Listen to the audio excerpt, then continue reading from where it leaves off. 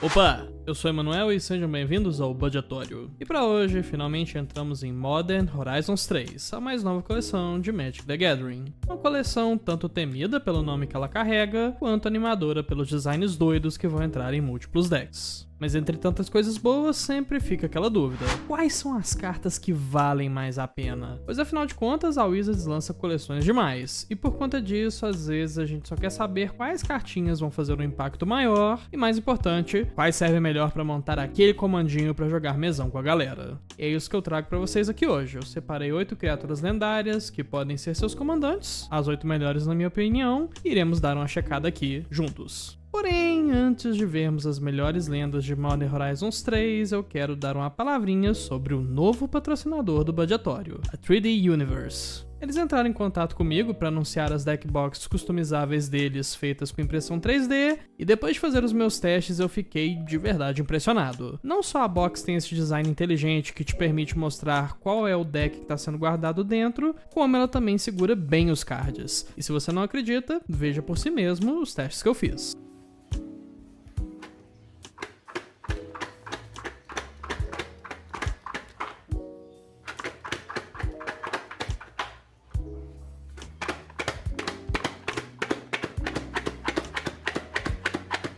Você pode adquirir essas boxes em tamanho normal ou grande, para mais resistência ainda, por preços mais do que razoáveis, além de poder fazer o pedido de uma box customizada, inserindo imagens personalizadas nas laterais, como as guildas de Magic, dentre outras. É só entrar em contato com a loja que eles te guiam no processo de escolher a imagem ideal para suas boxes dos sonhos, seja para levar para a lojinha ou para decorar o seu cantinho gamer, onde você joga Spell Table. E fique esperto, pois agora eles estão com 15% de promoção em todas as boxes, então vale mais do que a pena dar uma conferida, de preferência através do app da Shopee no celular para aproveitar de um frete bem amigo. E tem mais, como parte da parceria que eu fechei com eles, mensalmente serão sorteadas entre os apoiadores do Budgetório uma box. Basta apenas seguir a 3D Universe no Instagram, me seguir no Instagram e, é claro, ser um apoiador do canal no Apoia-se. Pera, Instagram do Budgetório? É, amigo, esse aqui, e é claro, tem que seguir também o da 3D Universe. Mas, pera, Emanuel, Apoia-se? É, rapaz, esse aqui mesmo, é apoia.c/budgetóriocmd. Depois de 2 anos enrolando e com gente me pedindo, eu finalmente desenrolei isso e criei o financiamento coletivo para o canal, para interagir com a galera no Zap, analisar decks e, mais importante, garantir a continuidade do Budgetório no futuro. Então dá uma checada lá, é bastante importante para mim, na verdade, né? Eu já montei uma base de níveis de apoio, mas junto a gente vai melhorando cada vez mais esse processo. E é claro, cheque a 3D Universe também, patrocinadora desse vídeo, para todas as suas necessidades de boxes bonitas e resistentes. E sem mais delongas, vamos para os melhores comandantes de MH3, que não estão em nenhuma ordem específica. A Necroflor. Uma criatura lendária planta 2/7 por 1 e Abzan, que possui as seguintes habilidades. Aterragem: toda vez que um terreno entrar no campo de batalha sob seu controle, cria uma ficha de criatura planta verde 0/1, e se você controlar 7 ou mais terrenos com nomes diferentes, em vez disso, cria uma ficha de criatura zumbi preta 2/2. E ela também diz que os casos de terreno em seu cemitério têm escavação 2. E ela lembra que para escavar, você devolve um card de terreno do seu cemitério à sua mão e tritura 2 cards em vez de comprar um card. O famoso Dread. Ora, se eu não tô tendo um déjà vu aqui. Senhoras e senhores, não é segredo pra ninguém que essa carta aqui imita a habilidade da carta Campo dos Mortos, criando fichas de zumbi se temos 7 ou mais lentes com nomes diferentes. E assim como a carta original, temos algumas otimizações para fazer aqui. Primeiramente, terrenos nevados têm nomes diferentes de terrenos básicos normais, como floresta e floresta coberta de neve. Logo, se você montar esse deck com uma aterragem e for utilizar vários terrenos básicos, eu recomendo ter uma mistura boa. Vamos supor, por exemplo, um deck com 18 terrenos básicos. Você pode botar 9 básicos normais, 3 de cada, e 9 básicos nevada, também 3 de cada. E se você quiser mais um terreno para inteirar de fato o set e que pode ser tutorado com tudo que é no verde, a gente também tem ermos, que são sim terrenos básicos, apesar de não ter um tipo como floresta, planície, essas coisas. Eu costumava usar um no meu Minaf antes dele virar o Razazon, mas eu acho perigoso colocar um terreno que só gera incolor na lista sem necessidade. Apesar de que, pra ser sincero, o Minaf também custa 4 mana colorido e nunca foi um grande problema. Você que sabe. O que eu faria, no entanto, é utilizar esse comandante aqui com uns 15 básicos apenas, e todas as formas possíveis de acelerar mana não básica, seja olhando as X do topo e botando um terreno na mesa, ou lupando terrenos do seu cemitério. E sobre cemitério, aí entra a segunda habilidade da Necroflor, que dá escavação para os terrenos que estão no seu grave. E com isso é extremamente fácil ir tombando o seu deck e voltar tudo com a reclamação esplêndida ou afins, o que por consequência também abre espaço para utilizar cards que sacrificam terrenos e payoffs como Titânia. Essa é uma cartinha forte, a Necroflor, que explora algo que o Obzão não foca muito, que é a terragem, com algo que a cor tem bastante, que é cemitério. Orelha de Pérola, Conselheiro Imperial. Uma criatura lendária, raposa, conselheiro 3/4 por 1 mana e 2 brancas. Possui as seguintes habilidades: vínculo com a vida, e as mágicas de encantamento que você controla têm afinidades por auras, ou seja, elas custam 1 a menos para serem conjuradas para cada aura que você controla. E ela também diz que toda vez que você conjurar uma mágica de aura que tenha como alvo uma permanente modificada que você controla, compre um card. E ela lembra que os equipamentos, as auras que você controla e os marcadores das suas criaturas são modificações. Essa aqui entra num nicho engraçado, talvez não um nicho, uma situação meio adversa, onde a Orelha de Pérola é a melhoria de uma comandante, mas é meio que a versão piorada de outro. Nesse caso, Shran, Edificador Sênior e Patas Leves, respectivamente. Pois, apesar de custar 1 mana a mais do que ambos, eu acho essa carta sim melhor do que o Shran. E sim, eu tô levando em consideração que ela também não compra na primeira aura, pois apesar de tudo, eu acho que ela oferece um plano muito mais sólido do que o Shran oferta. Aqui você tem naturalmente o vínculo com a vida, que é essencial para algumas auras que transformam isso em marcadores +1, ou talvez para ativar uma caixa d'água, não sei. É uma condição de vitória alternativa bem comum para esse tipo de deck. E a Orelha de Pérola também reduz o custo de suas mágicas, possibilitando conjurar auras por 1 ou 2 manas em vez de 3 ou 4, mas também possibilitando reduzir o custo de encantamentos não de aura, que são muito grandes, contanto que você consiga conjurar algumas auras no início do jogo, podendo fazer, por exemplo, um emblema do trono vazio por 3 ou 2 manas, que aí sim vai fazer um estrago gigantesco criando anjos. Então, dado o conjunto da obra, sim, eu acho ela melhor equipada para lidar com o Commander em 2024 do que o Anão. Mas, alternativamente, a Patas Leves é simplesmente muito melhor, pois ela ganha vínculo com a vida a hora que quiser e economiza mana com sua habilidade de tutorar e botar na mesa, e deixa a Orelha de Pérola numa situação bem única, que eu não imagino nenhum outro card passando, exceto, sei lá, um Urza da vida, que já tem o quê? 5, 6 Urzas. E dito isso, a perolada aqui tem valor sim aos meus olhos, e eu recomendo que jogadores de Patas Leves tentem substituir a sua comandante por esta aqui, caso queiram jogar com jogadores mais casuais. Pois, vou ser bem sincero, eu já joguei de Patas Leves por mais de 1 ano. Não realmente tem um deck de Patas Leves 100% casual. Essa aqui, no entanto, é bem mais tranquila. Se por um acaso você sempre quis tentar Patas Leves, mas nunca fez isso, pois escutou que ela é forte demais, muito opressiva, essa aqui é uma boa pedida pra entrar no Manual de Auras. Possivelmente a melhor pedida. Herigast, Nulavernium em erupção. Uma criatura lendária, Eldrazi Dragão 6/6 por 9 manas, que possui as seguintes habilidades: emergir por 6 manas e 2 vermelhas. E ele lembra que você pode conjurar esta mágica sacrificando e pagando o custo de emergir, menos o valor de mana da criatura. Ela também diz que, quando você conjura esta mágica, você pode exilar a sua mão, e se fizer isso, compre 3 cards. Ela voa, e mais importante, ela diz que cada mágica de criatura que você conjura tem emergir também, e o custo de emergir é igual ao seu custo de mana. O Herigast, ou a Herigast, é uma carta bem única, pois não somente ela é um Eldrazi lendário que não é um Titã Eldrazi, mas também por ser um Eldrazi com identidade de cor vermelha. Porém, não é só isso que fez ela se tornar a minha segunda carta favorita da coleção, e sim o fato de que podemos aproveitar muito dessa habilidade dela com efeitos que o vermelho geralmente não tem muita chance de utilizar. Por exemplo, um Sacerdote de Urabrask, que nessa lista aqui contribui com 6 manas ao todo para conjurarmos criaturas. Outra que é boa aqui também é o Batalhão de Raios Artrópodes, que cria cópias de si e tem também o mesmo custo de mana da carta original, sendo fichas que naturalmente poderiam não ser tão úteis, mas que vão servir para conjurar mais coisas de graça. Dentre outras coisas, o vermelho é bom em botar bichos grandes na mesa momentaneamente, porém, com esse bicho aqui, um momento é mais do que o bastante por conta dos seus custos de emergir. E de brinde, a gente brinca com todas as cartas vermelhas que fazem algo ao morrer, pois mas basicamente temos um motor de sacrifício em cada criatura que conjuramos. Dito isso, eu imagino isso aqui como um deck de Eldrazi em builds mais caras, ou um deck de artefatos em builds mais baratas. Assim você aproveita das inerentes sinergias quebradas da estratégia enquanto manda todas as suas criaturas pro grave, exatamente onde elas devem estar para uma maestria da sucata. Nadu, Sabedoria Alada.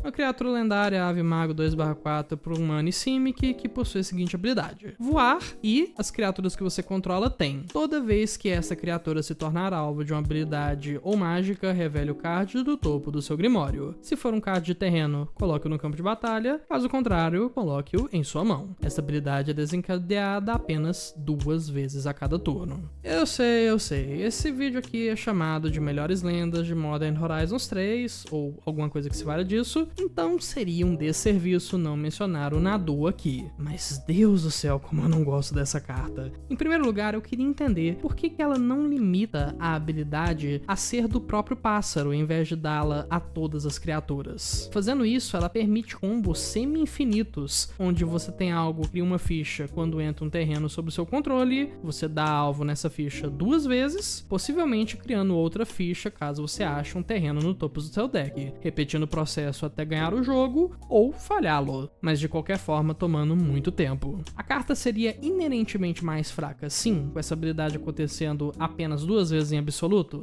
Claro, mas eu conseguiria justificar essa carta como comandante de um deck interessante de equipamentos em cores não convencionais para isso, que tem um sustento bom ao longo da partida, podendo comprar 3 cards por turno e possivelmente até mesmo 3 terrenos por turno. Mas não é a carta que a gente teve, ela dá habilidade para cada criatura, sendo muito mais quebrada, e se você quiser ainda assim montar isso, a receita é simples. Cartas que criam fichas de criatura na terragem, equipamentos que ativem por 0 ou 1 mana, pois, gente, você vai ter muito mana, você não precisa ativar necessariamente por 0. 1 talvez não seja infinito, mas vai ser muito fácil de pagar. E no mais, seja feliz. Talvez os seus oponentes não sejam, vou ser bem sincero.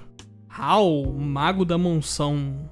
Uma criatura lendária, humano mago 1/3 por um mana qualquer e um vermelho, que possui as seguintes habilidades. As mágicas instantâneas e os feitiços que você conjura custam 1 a menos para serem conjurados. E também, toda vez que você conjurar uma mágica instantânea ou um feitiço durante o seu turno, lance uma moeda. Se você perder, Hal, Mago da Monção, causará 1 ponto de dano a você. Porém, se você vencer, você poderá exilar Hal, e se fizer isso, devolva-o para o campo de batalha transformado sob o controle de seu dono. Ufa, calma, respira que tem mais. Ele se torna Hal, prodígio da linha de força, um Planeswalker lendário, do tipo Hal, que tem a habilidade estática que diz: Hal, prodígio da linha de força, entra no campo de batalha com um marcador de lealdade adicional por cada mágica instantânea ou feitiço que você conjurou neste turno. Ele pode ativar uma de 3 habilidades. Mais um, que diz que até o seu próximo turno as mágicas instantâneas e os feitiços que você conjurar custam 1 a menos para serem conjurados. -2, Hal causa 2 pontos de dano, distribuído à sua escolha entre 1 ou 2 alvos. Compre um card se você controlar outra permanente azul que não seja Hal. E -8, exile os 8 cards do topo do seu grimório. Você pode conjurar mágicas instantâneas e feitiços dentre eles neste turno, sem pagar seus custos de mana.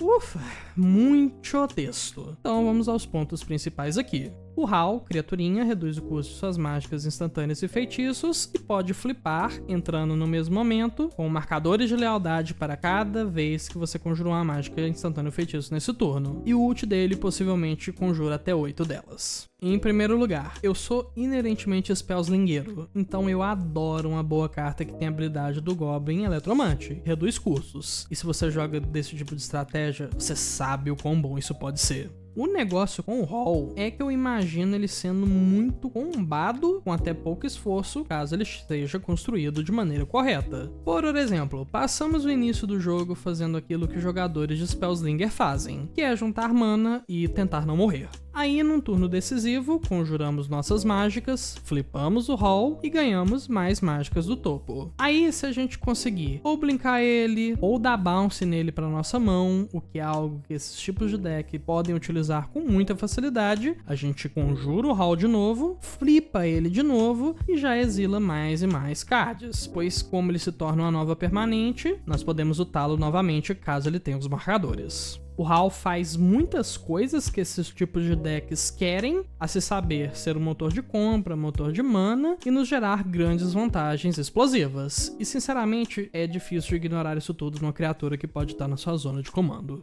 Keith, Mecanista Afamada.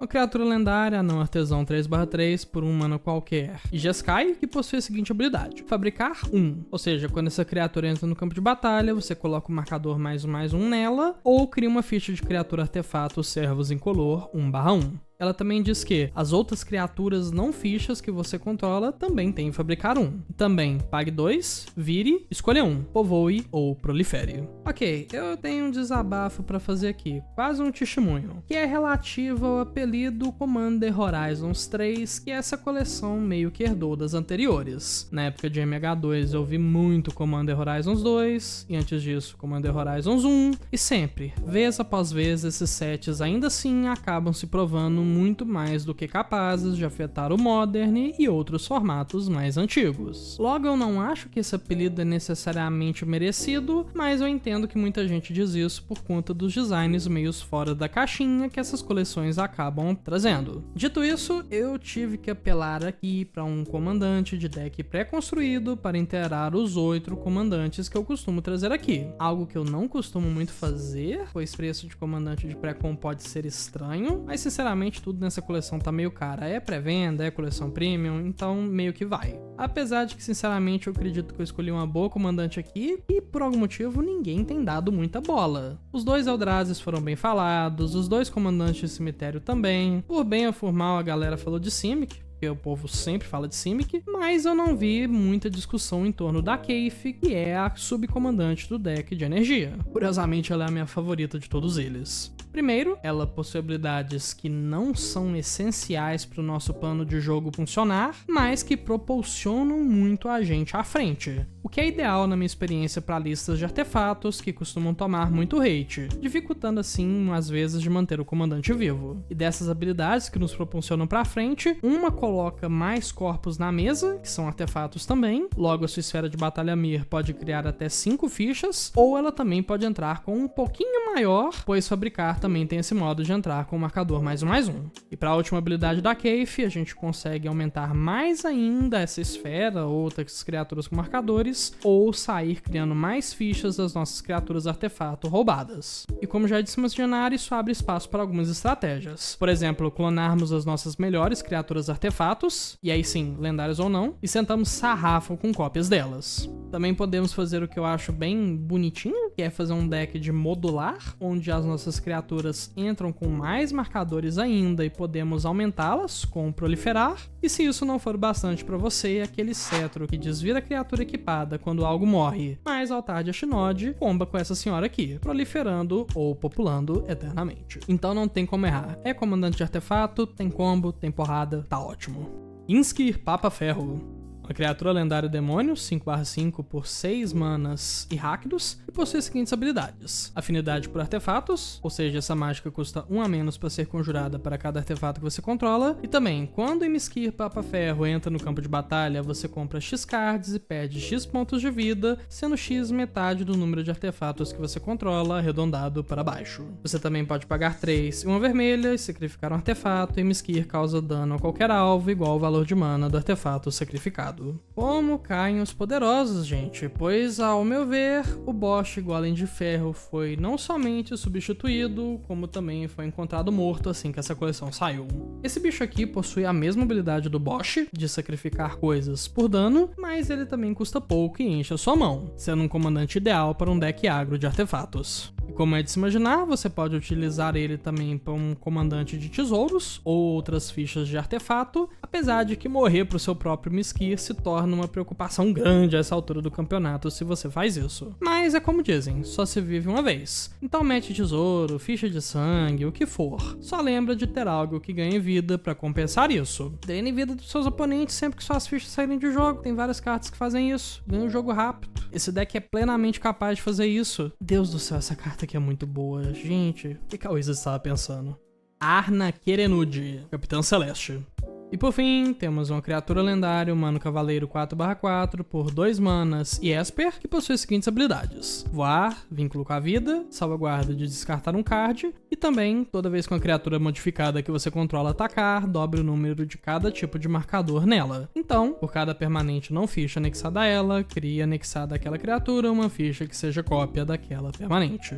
Similar à carta Stang Echo Warrior, a Arna oferece muito mais em troca de custar 1 mana a mais. Ela se protege, ela evade as defesas inimigas com sua habilidade de voar e de quebra ainda nos ganha uma vidinha, ideal para segurar a partida contra decks agro. Enquanto tá ok utilizar ela para artefatos, encantamentos ou até mesmo ambos, pegando o melhor de cada, eu quero propor uma ideia um pouco fora da caixinha aqui, que é uma Arna de clones. Pois se você utilizar coisas que clonam lendas ou coisas que mudem o nome dela, que eu já vou apontar, não pode ser feito com mutação, pois ela é humana, a gente tem que os nossos marcadores dobram e dobram de novo, pois temos 2 Arnas. Similarmente, também podemos ter mais auras sendo feitas por ataque, possivelmente comprando cards e mais cards, pois várias auras e até mesmo alguns equipamentos compram no ETB e fazem outros efeitos. No geral, eu acho que ela fica legal para essas estratégias, assim como decks temáticos do seu tipo de criatura.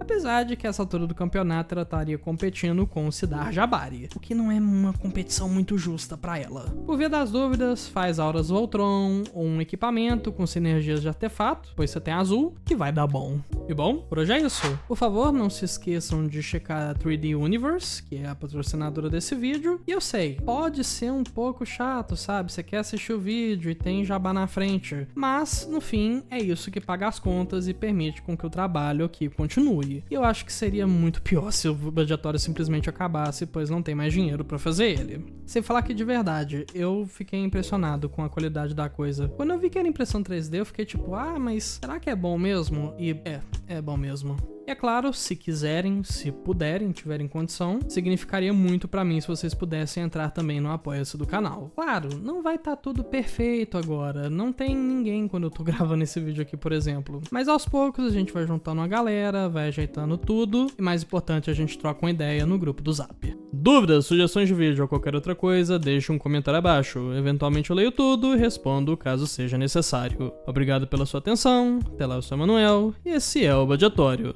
Até mais!